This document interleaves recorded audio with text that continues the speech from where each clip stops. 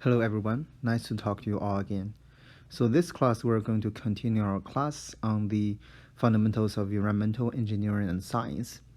So this time we're going to try to finish the rest of the contents for the wastewater treatment. So before we do that, let's again do a recap of our last class. So last class we mainly talked about the activated sludge process. So we showed this schematic diagram that's demonstrating the processes of this activated sludge process. So basically we need to consider two mass conservations or two mass balances here. So the first mass balance is for the water. So that's why the volumetric flow rate of the water that's going into the activated sludge process has to be the water flow rate that's coming out. This is from the effluent and this is coming from the waste stream, okay? And also we need to make a mass balance for all the sludge or all the bacteria that's in there. So that's why we build up the equation here. So we consider what is the mass flow rate of all of these sludge, and then they're going to be equal to the flow of the sludge that's going through the effluent stream, that's going through the waste stream, and also going through this return sludge stream. So we also mentioned that there are several important parameters that's involved in the activated sludge process. For example, it includes the return sludge flow and return sludge ratio. So the flow here is just the flow rate of this return stream. The ratio is comparing against this total flow. Okay, so also we know there's a BOD loading. So basically the BOD loading is just how much of the BOD is going to get introduced into this activated or aeration tank here. So that's why it has to be involved in basically a mass concentration of the BOD over a certain period of time. Okay, so we also mentioned there's a sludge age. So basically sludge age is the total amount of the sludge divided by the outflow rate or the effluent flow rate of the sludge. So basically we need to calculate what is the total sludge in the aeration tank and divide by the sludge that's going through this effluent and sludge going through this waste stream. There's also aeration time, which is the hydraulic retention time. So basically that is just the residence time of the flow in the aeration tank, which we can calculate by just dividing the volume by the flow rate. And finally, there's a sludge production rate. So the sludge production is just considering what is this waste sludge here. Okay, so as promised, we're going to do some exercise problem here. So these are also the example problems that you are going to deal with for this homework this time. So let's try to go through these problems very briefly because they're going to be quite similar to the exam problems again. Okay. So for this first problem here, it is assuming that the food to mass ratio. So remember, the food to mass ratio is just the amount of the BOD or the flow of the BOD. So basically the F or M is just the flow of BOD, right? Divide by the mass concentration of, or the total mass of the sludge or of the bacteria in the aeration tank. Okay, so that's why the food to mass ratio is going to carry a unit of 1 per day. Okay, because we're talking about the flow of the food over the mass of the bacteria. Okay, so it is saying that a activated sludge plant has a certain flow rate of 0.4380 meters per second, and the food to mass ratio is 0.2. Okay, so the influent BOD after primary settling is 150 milligram per liter, and the MLVSS. So remember, the MLVSS is a mixed liquor volatile suspended solid. So the volatile means this is the mass concentration of the bacteria here. Okay, so they're asking what is the volume of the aeration tank. So how do all of these combine together? How do we form a picture here? Okay, so based on this definition, F over M, we can now say that this whole thing is equal to 0.2, right? This is without any doubt. So that's going to be day minus 1. Okay, so now we just need to plug in what is the flux, what is the flow of the BOD and what is the total mass of the bacteria. So the flow of the BOD is going to be equal to the flow rate. It's going to be equal to the flow rate multiplied by the mass concentration of the BOD. Right? So this is going to be the flow of the BOD because we're considering both the flow rate and the concentration. Okay? So that's going to be 0.4380 meter cube per second multiplied by 150 milligram per liter. Okay, so you have to notice that the units are here are not conserved. So basically we need to convert one of them into the standard unit so that it can cancel out. So what we can do is we can multiply 1,000 liter and then 1 meter cube here. Okay, so basically we can cancel this liter here and then we can have this meter cube to move to here. So that's going to be what? 438.01 per second multiplied by 150 milligram. Okay, so you can see that this is going to be 438 multiplied by 150 milligram per second. Okay, so let's keep the unit like this for now. Okay, and then we need to calculate what is the total mass of the bacteria in the aeration tank. So that can be calculated by just multiplying the concentration of the bacteria by the total volume of the aeration tank, right? So total mass of bacteria, that's going to be the volume of the aeration tank multiplied by the mass concentration of the bacteria, which is mLVSS. Okay, so that's going to be V multiplied by 2200 milligram per liter. So we can do the same. We can convert that into meter cube again, multiplied by 1000. So that's going to be V multiplied by 2200 000 milligram per meter cube.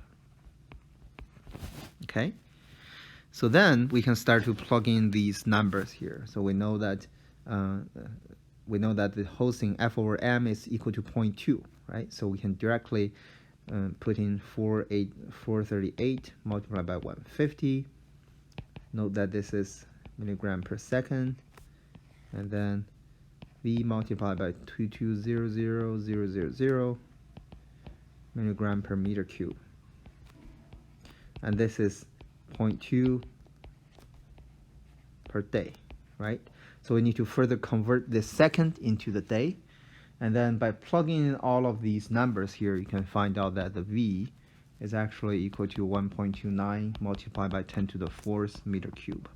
Okay, so basically we're still missing one step here. So we need to multiply what?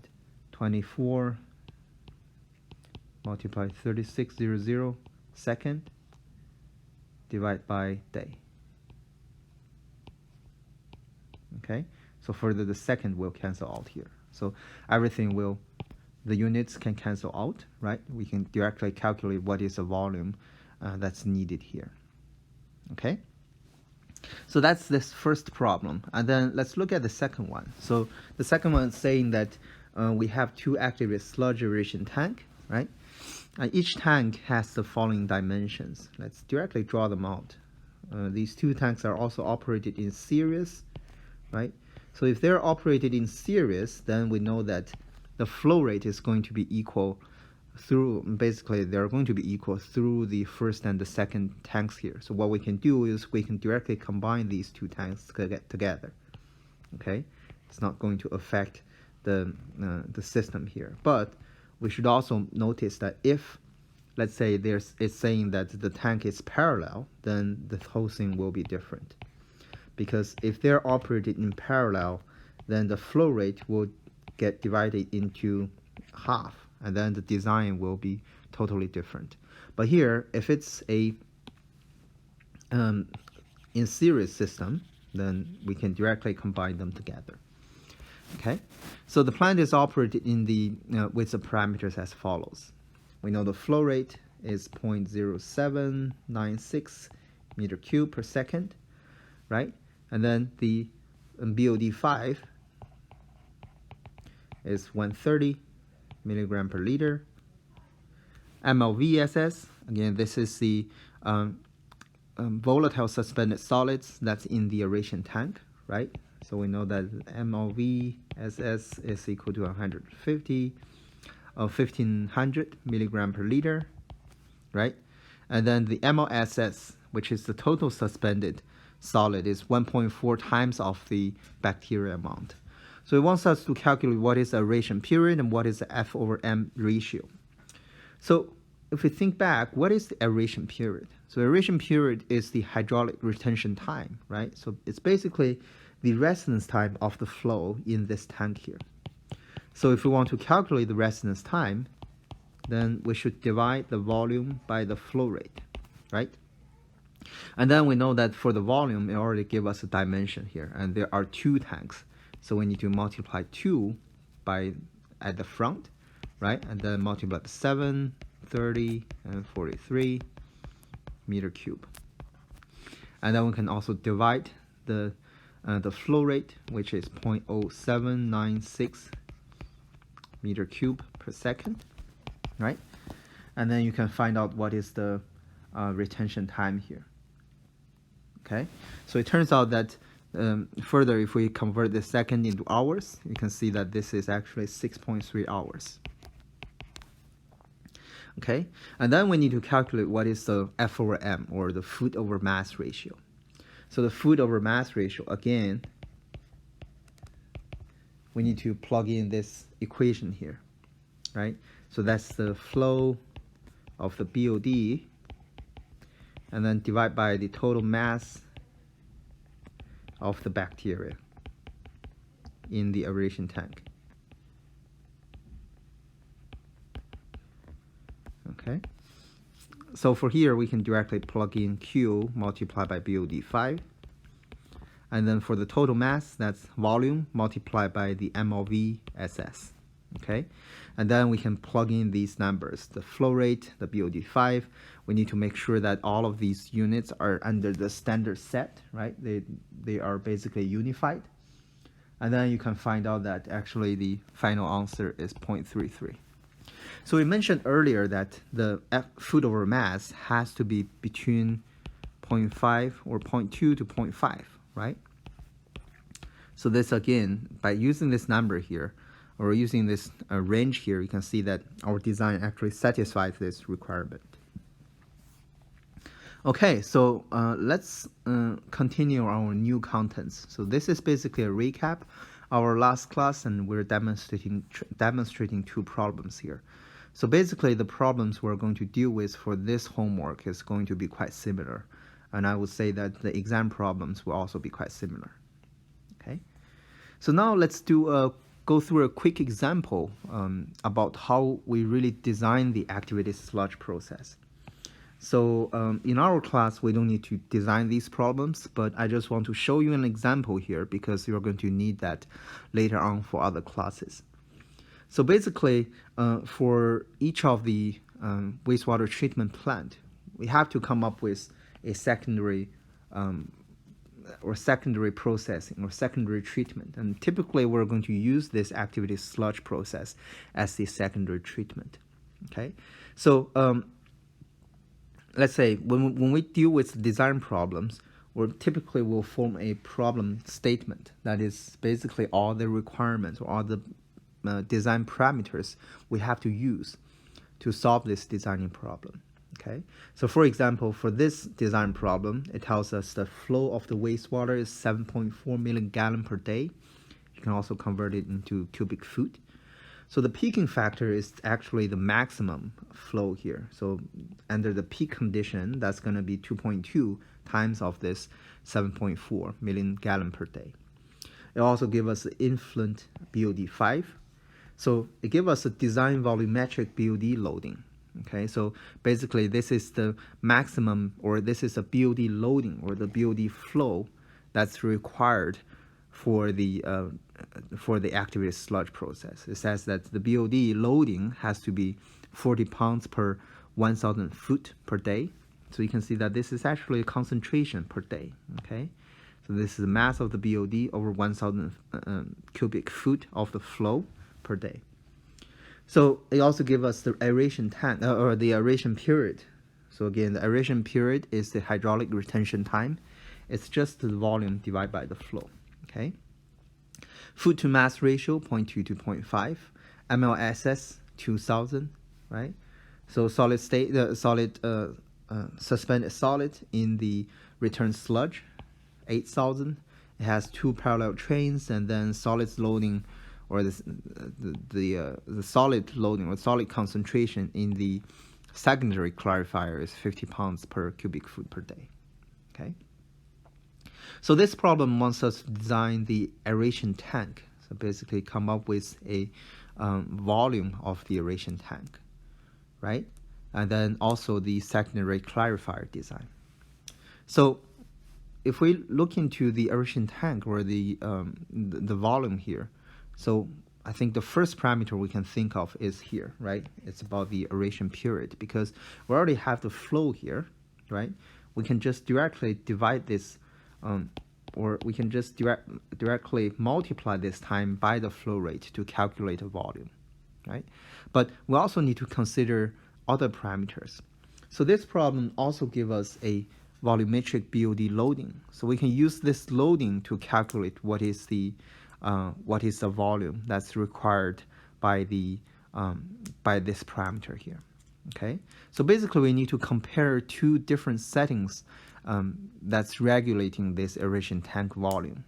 So let's see how we can do that. So first we can use this BOD loading here to calculate the volumetric or the volume of the aeration tank, because based on the problem we can already calculate what is BOD loading. Right, we have the flow and we have the effluent BOD concentration. So we can multiply these two parameters together and then convert it into pounds per day, right? So we can directly multiply these two numbers, and then this 8.34 is converting liters, or converting the gallons to liters, and also the milligram to pounds. Okay, so in this case we can calculate the total loading. That's 7,900 pounds per day. So since it already gave us the condition for the design volumetric BOD loading, which is specifically for the aeration tank, and you can further see that for this parameter, it's 40 pounds per 1,000 feet. So this 1,000 feet is specifically about the aeration tank.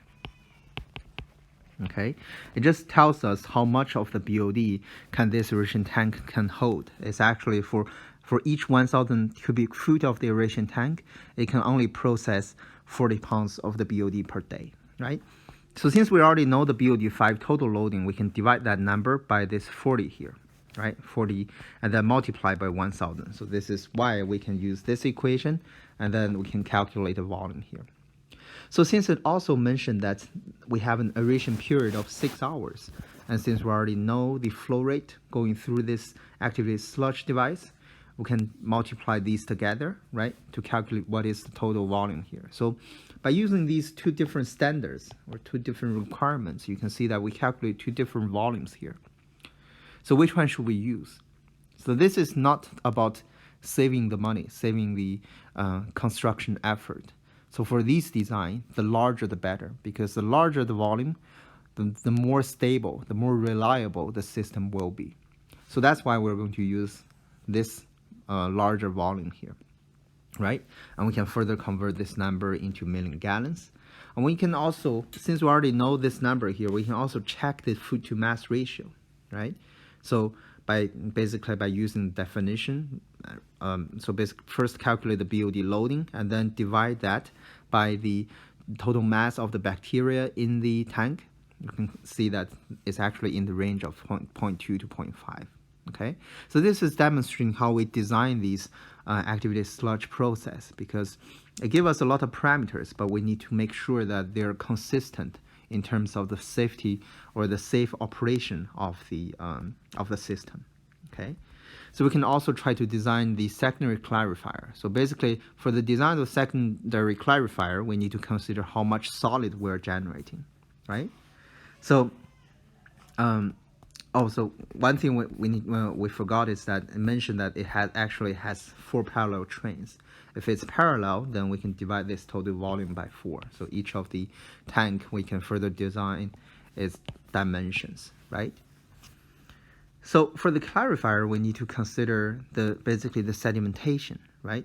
So we can choose specific numbers in terms of the surface overflow rate. So this is something we can find from the design books, right? So typically for the average surface overflow rate, it's around the value like 800 gallon per day per cubic foot. And under the peak condition, we have another value here. Typically this value is going to be higher. So based on that, we can directly calculate what is the surface area that's required, right? We can directly use the flow rate to divide this overflow rate to calculate the surface area. So again, we should use the larger number here, right? And then further, after we get these design parameters, we can calculate the remaining steps. For example, the sludge thickening process. So we're going to talk about this sludge thickening later in this class. Okay, so this basically gives us an example of how we design the wastewater treatment system, right? So we always want to use the larger dimension or the larger designs here to basically enhance the accommodation of the wastewater for this designed wastewater treatment plant. Okay. So one thing we need to pay attention is that for the control of the activated sludge process, there are 3 parameters that are the most important. So the first one is about the aeration, right? We mentioned that the aeration tank, we need to make sure that there are enough oxygen that's provided in the tank there. Otherwise, the bacteria would not be able to live, right? So we also need to pay attention to the sludge return.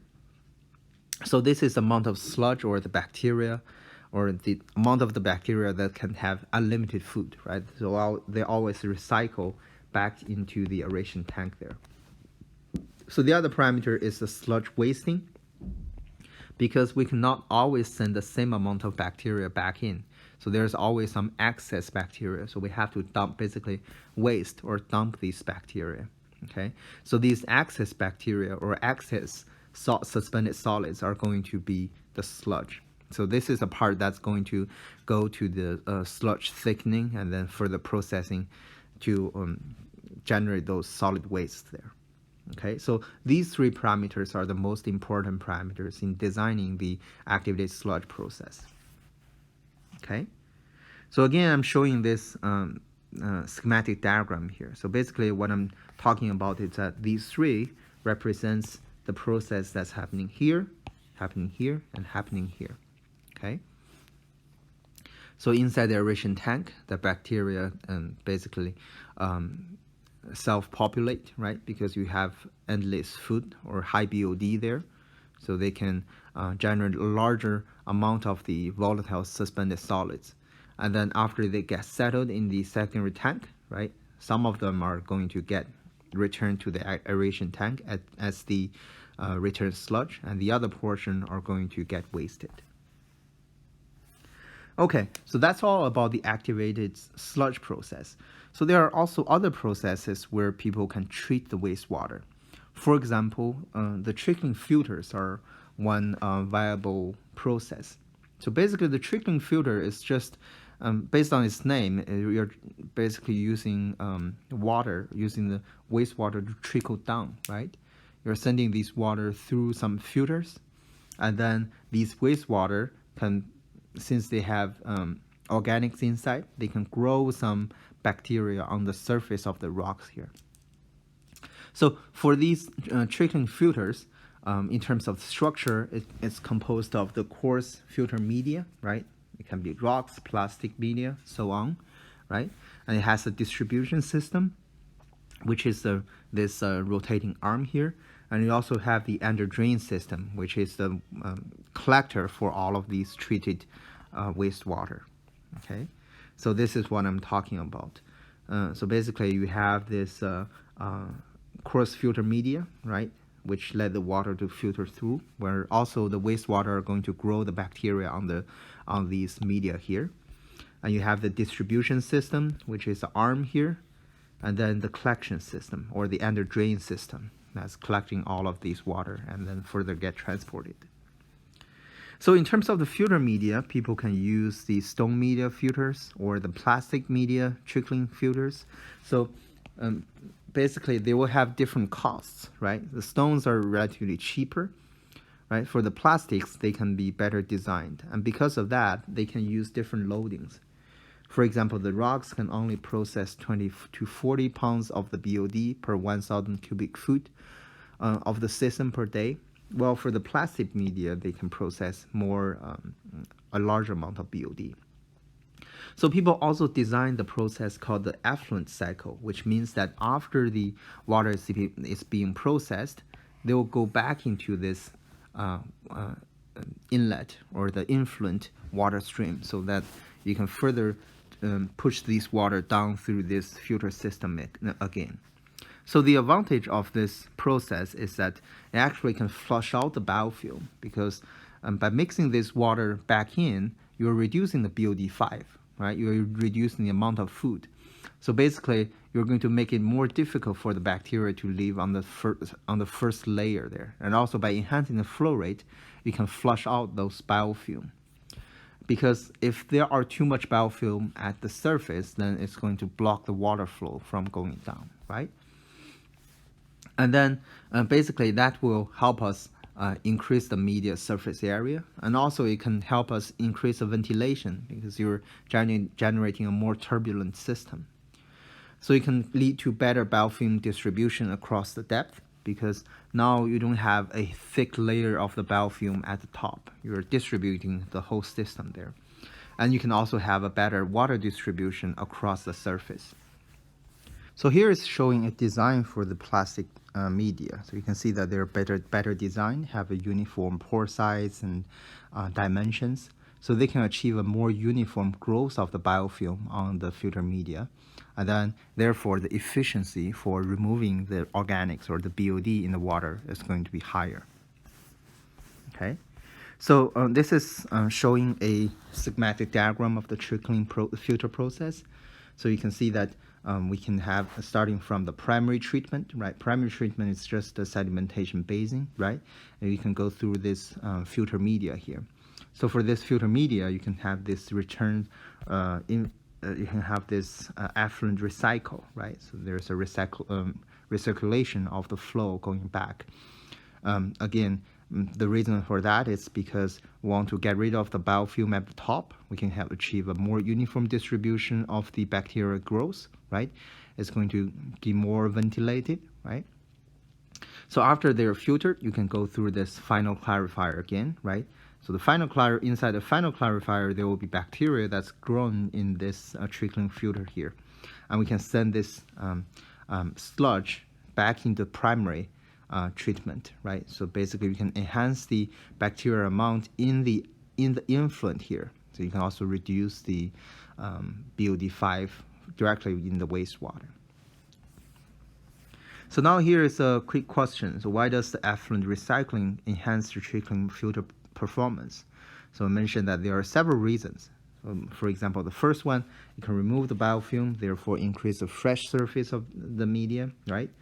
You can flush out the dropped biofilm, therefore increase the ventilation, can better distribute the biofilm across the depths. It can also better distribute the water across the surface, because basically you don't have a chunk of the biofilm at a certain location of the filter, so that after they're removed, you can have a better or more uniform flow of the water through the filter media. So basically, because of that, we should choose E here. So they are also designed for the final clarifiers. So the final clarifier or the secondary clarifier is actually very similar to the primary clarifier. So again, we mentioned the clarifier is for the wastewater treatment is basically a sedimentation basin. And because of that, the design parameter or the most important design parameter is going to be the surface overflow rate, right? We also need to consider about the suspended solid loading in the clarifier design. So now we can go through some other biological processes for treating the wastewater.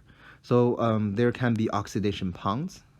Based on this name, you can think that this is basically a tank or a pond that achieves the oxidation of the waste directly in the wastewater. So this is actually what's happening in the lakes or in the estuary, right? When we emit those polluted water which contain high BOD, then the bacteria in the wastewater are going to consume those organics under the sunlight, because the sunlight can provide enough of the photooxidation to provide us the oxygen in the water. So the oxidation ponds are designed for small communities where the water is not significantly polluted, which means that there are still oxygen dissolved in the water. So there's going to be a cycling of the algae growth, generates oxidation. Oxidation supports the bacteria, right? And the bacteria further consumes those organics and generate the carbon dioxide, phosphate, ammonia, and so on. So these will sustain or support the algae growth again. Okay, so the oxygen can also get dissolved in the water. You have the wind, which creates those turbulence, and the oxygen can dissolve, right? And at the bottom of the oxidation tank, oxidation pond, that's going to be anaerobic reaction or decomposition, because the oxygen cannot dissolve really down to the bottom of the pond. Okay, so that's why we can also design this aerated pump. Aerated pump simply means that we're going to pump oxygen all the way back, all the way down to the bottom of the pond. So in that way, we can achieve the aerobic oxidation or the aerobic decomposition throughout this water body. So in terms of the aerated pond or these oxidation ponds, there are several processes that's happening in the system. So there can be aerobic pond, right? Basically, these ponds are relatively shallow, which means that the oxygen can dissolve to the bottom of the pond. There can be light penetration, so the algae can grow freely in the water.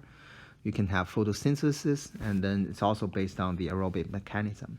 There's also an anaerobic pond. So anaerobic pond means that there are probably no oxygen, but there can be species that's providing oxygen. For example, the nitrate ions, right? The sulfate ions. So some bacteria can utilize the oxygen in these systems or in these chemicals to sustain themselves. So these typically will happen for high strength wastewater, which means that they are more polluted, deep, and based on the anaerobic degradation. And there can be facultative ponds. So facultative pond means that it's a mixture. It's a mixed type of these two different ponds. So basically, at the top, you're going to have the aerobic pond, aerobic system, and at the bottom, because the oxygen cannot penetrate all the way down to the bottom, so at the bottom is going to be the anaerobic pond. Okay, so the solid will settle down to the bottom for the anaerobic degradation, and the upper layers are aerobic at daytime because you have the sunlight, and then they're going to be anaerobic during the night. So here's a more direct way of showing what's happening in the oxidation pond. So at the upper layer of this pond here, you have the aerobic zone, where there can be photosynthesis and then further the oxidation of these organics. While at the bottom, because you don't have oxygen anymore, so that's going to be the anaerobic zone, where the organics are going to generate organic acids, and then organic acids are going to form these incomplete organics coming from the BOD in the water. Okay. So apart from the oxidation pond, people can also use the rotating biological contactors. The rotating biological contactors, right? So they can also, you can also call them RBC for short, right? So what's happening in the RBC is you're using two parallel discs, or parallel rods, right? So you're creating this rotational movement. So since the water has surface tension, so the water can be carried by this disc or rod here. So because they can be brought up to the surface, so the oxygen is easier to diffuse to the surface and then to oxidize the organics that's in the wastewater. Okay. So for these circular discs, 40% of them are submerged because you want to bring enough of water to the surface. So you want a larger surface that's in contact with the air. So the space between the discs is typically 0.5 to 0.75 inches. So this disc or this space here actually represents the distance between the discs here. It's between the disc here. So whenever it rotates, it's going to bring the water that's in the gap to the surface. Okay, so because the water has surface tension, so they can fill in these gaps here without dropping down too much. And for these rotating biological contactors, they typically require a low energy consumption, a simple operation, but it's relatively sensitive to cold weather because once you have the ice, there's no way we can bring this water up. And also because this is a rotating device, it can be subject to structural or mechanical problems. So here is showing a more detailed picture of this RBC system here. So you can see that typically there are multiple discs here, and then the water can be brought to the surface and then get in contact with the air. Okay. And this is a real picture of the RBC system. So typically they look quite large, and the disc here is showing the disc that's submerged into the water, and then we'll be able to bring the water up to the surface. So apart from the RBC, we can also use the land treatment. So this is a relatively more simple system, right? We directly dump them into the land and then use the sand and the rocks that's in the land to purify the water. So typically for these systems, they're subject to a slow rate because you don't want to dump everything into the water and into the soil because that's basically emitting pollution directly to the environment. And also for the for an overland flow, they're going to generate a relatively higher rate. But there's a problem is that for these lands that has the rapid filtration, it's going to basically diffuse very fast into the bottom and then basically pollute the groundwater, right? So it's going to affect the groundwater quality there.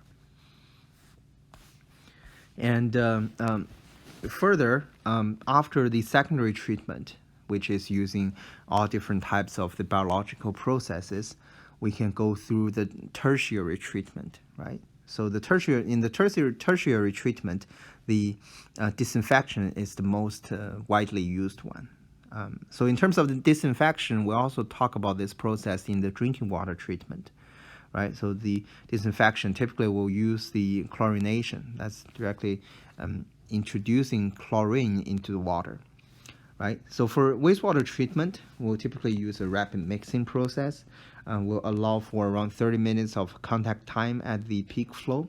The chlorine dosage is around 8 to 15 milligram per liter to basically to oxidize or kill all of those bacteria that's growing in the aeration tank. Because we have to notice that a lot of these bacteria, the species, are grown because we intentionally grow them in the system to remove the organics, right? Before we discharge them into the environment, we have to kill them or disinfect them. And typically for the discharge chlorine, we require the concentration to be 0.1 to 0.5 milligram per liter. But since these water are going back to the environment, we have to do a dechlorination because chlorine is a strong oxidizer. It's going to oxidize a lot of other species that's in the environment.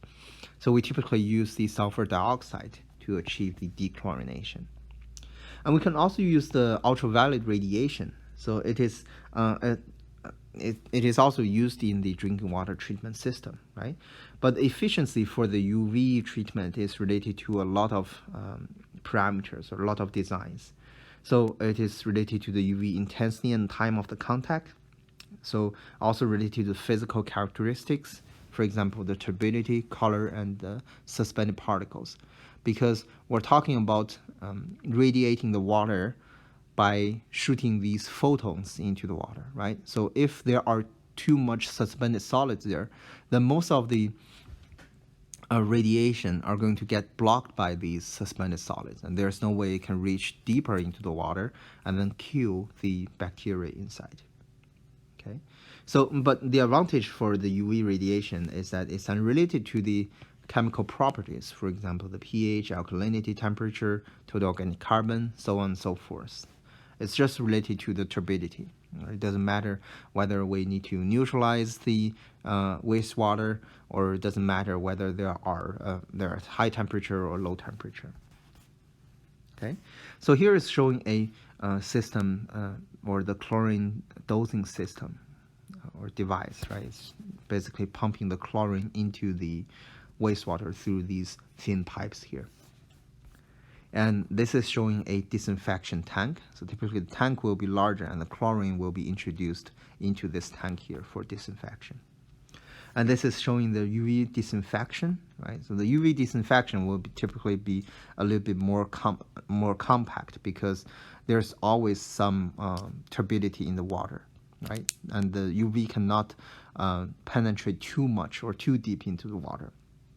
So in this case, the UV radiation or the light bulbs that's generating these UV radiation have to be close enough so we can achieve a higher efficiency for killing these bacteria. Okay. So there are also other advanced types of the wastewater treatment systems. For example, we can use the filtration to directly remove the BOD in the water, because in wastewater, the suspended solids is a major part of the BOD. Right? So if we can if we can remove the suspended solids, we're removing most of the BOD. So by using the multimedia filter, we can reduce the effluent suspended solids from 25 milligram to below 10 milligram per liter. We can also use the carbon adsorption to remove the organic compounds, but they're typically relatively expensive to use because this is targeting at a specific species or a specific group of species in the water. So in terms of the phosphorus, if there are further requirements regarding the phosphorus, we can use some salts, right, to directly form the precipitation. So this is going through the reaction. But also we can raise some bacteria to remove the phosphorus. So there can be biological phosphorus removal. People can grow those phosphorus accumulating organisms. These are the bacteria that can consume the phosphorus. So for these bacteria, 20 to 30% of the body weight is phosphorus. So to achieve this process, we have to go through an anaerobic process first to kill most of the other bacteria, right? And also it encourages the growth of these PAOs, which are the bacteria that's utilizing these phosphorus. And then basically we'll introduce them into the anaerobic tank, and then to further enhance the growth of these PAOs. And in terms of the nitrogen removal, we can go through the nitrification or denitrification. So nitrification means we can oxidize the ammonia into nitrate species.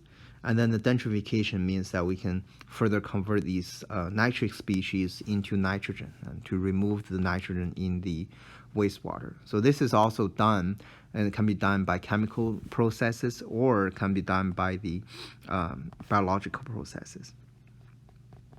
Right? People design these industrial processes to achieve the nitrogen removal from the oxidation tank. Okay, so this is a quick question about the design for the disinfection. So it's asking, how do we perform the dechlorination if the chlorine is used to disinfect the wastewater effluent? So we know that because chlorine is highly toxic, right? It's highly oxidative. It's toxic to the aquatic life. So we have to remove them by using the sulfur dioxide to achieve the dechlorination. Okay, so that is most part of the wastewater treatment. And we mentioned that for a lot of these processes, we actually generate sludge, right? So it is quite different from the drinking water system, because drinking water, they typically come from clean resources. So there are not a lot of suspended solids in the water. So we're not going to deal with a large amount of the sludge. But for the wastewater, because there is a large amount of suspended solids or larger debris, we have to deal with this sludge. This is a sludge handling. Okay, so there are different types of the sludge. We mentioned that there is a grit remover as the pre-treatment process, right? So, for the grits, they are directly going to the landfill. And for the primary sludge, they are typically 3 to 8% solids. They need stabilization, right? So for the activated sludge, they're mainly bacteria, right? So we need to thicken them and then further do stabilization. In terms of the trickling filter sludge, there are 2 to 5% of the solids. We need stabilization. And then the tertiary sludge, it really depends on the type of the sludge we're talking about. Okay. So in terms of the sludge treatment process, we talk about the sludge thickening. So basically, sludge thickening means that we have to enhance the solids content. For example, originally is 2 to 5%. We need to increase it to 30%, right, to remove most of the water in the sludge. So people can use the gravity thickener, because these are suspended solids. They have a larger gravity, so they can settle down to the basin and then further get collected. So it's similar to the clarifier, except that there are different devices in the different types of devices used in the system. Okay, so there, as you can see, there are different parameters that's designed for these thickeners for the sludge, right? So in this class, we're not going to cover these detailed parameters here. So people can also use the vacuum thickener. So the vacuum thickener is basically drawing out the water vapor from the sludge, right? So you're going to leave a more dried sludge that will enhance the solid content there. So basically, people designed specific types of the thickener to deal with the system. For example, here it shows the schematic diagram of the DAF system for thickening the sludge here. So there's also centrifuge thickener. So by rotating the device here, so the larger solids are going to have they're going to need a larger centrifugal force, which means that they will be just spinned to the outside of the device here. And then further, we can collect all of these solids and then process them, and they're going to be more thickened, okay? Or going to be thicker here. So in terms of the sludge stabilization, what that means is that to reduce the organic and pathogen contents, right? People can introduce the anaerobic digester, which is basically the bacteria that can further oxidize or kill these pathogens under a low concentration or under low oxygen or no oxygen condition there. So there are also design parameters for stabilizing the sludge there.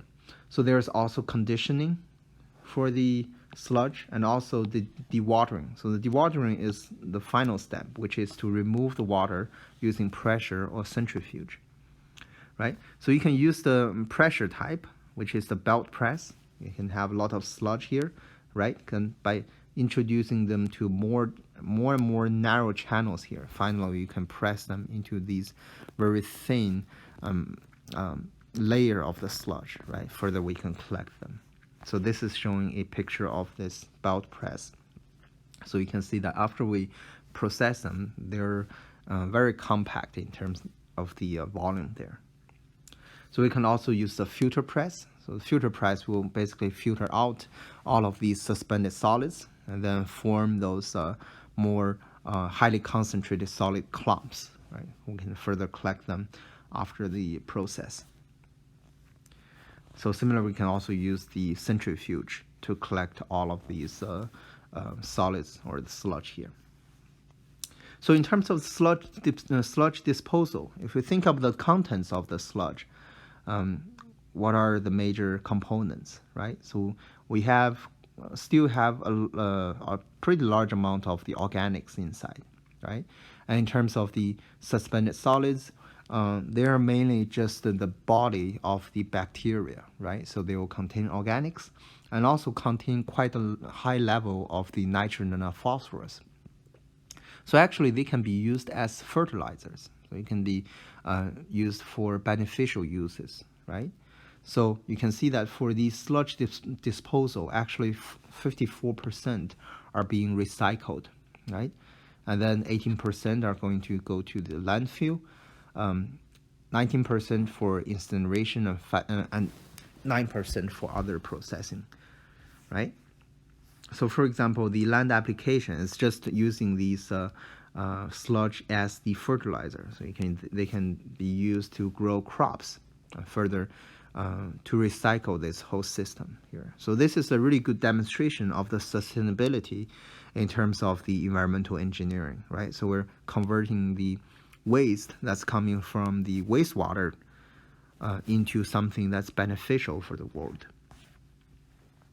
So that's all for the contents of this class. I think we have finished all the contents of the wastewater treatment. And next class, we're going to talk about the air pollution. So let's do a quick review question of all the contents we learned in this class, right? So we mentioned why we can use effluent filtration to improve the effluent quality, right? How do we remove the phosphorus? We can use the chemical method. We can use the bacteria, right? So why do we need to perform nitrification, denitrification to remove the nitrogen? What is sludge thickening? What's the purpose of sludge stabilization?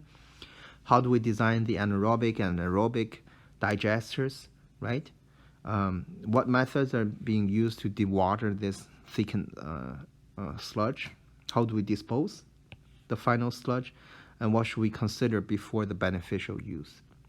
So that's all for the contents of this class. Let me know if you have any questions. Talk to you next class.